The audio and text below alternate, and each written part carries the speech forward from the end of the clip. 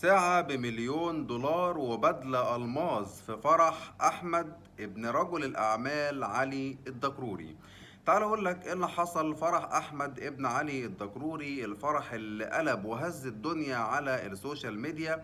طبعا رجل الأعمال علي الدكروري لفت الأنظار كلها في الفرح بالساعة اللي كان لابسها واللي كان ماسكها في إيده، كمان ساعة بتتخطى ال1,000,000 دولار، وبدلته الألماظ اللي كل ما علي الدكروري يتحرك في الفرح تحس إن البدلة بتنور. فطبعا لفت الأنظار جدا أحمد علي الدكروري. كمان في الفرح كان لافت الأنظار بشكل كبير. فرح حضر فيه نص نجوم الوسط الفني، غنى فيه محمد حماقي، غنى فيه حمادة هلال، غنى فيه بهاء سلطان.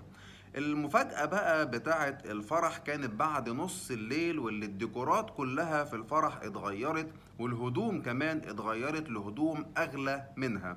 وده اللي هيخلينا نتطرق لحتة هو مين رجل الأعمال علي الدكروري عشان يعمل فرح ابنه بالحجم ده كله.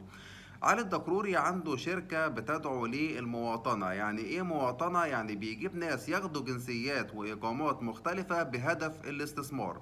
وعنده شركات بقى في كل حتة، عنده في مصر، عنده في الخليج، في أوروبا، في أمريكا الشمالية، في أمريكا الجنوبية، في كندا.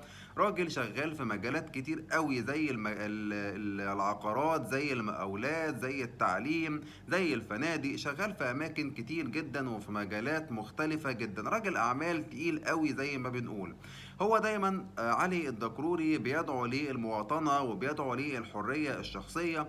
مش كده وبس، كمان ده عنده على السوشيال ميديا خاصة على الانستجرام حوالي 6,200,000 متابع، وله تأثير قوي جدا على السوشيال ميديا. انتوا بقى قولولي في كومنتات، كنتوا تعرفوا رجل الأعمال علي الدكروري وشفتوا فرح ابنه أحمد ولا لأ؟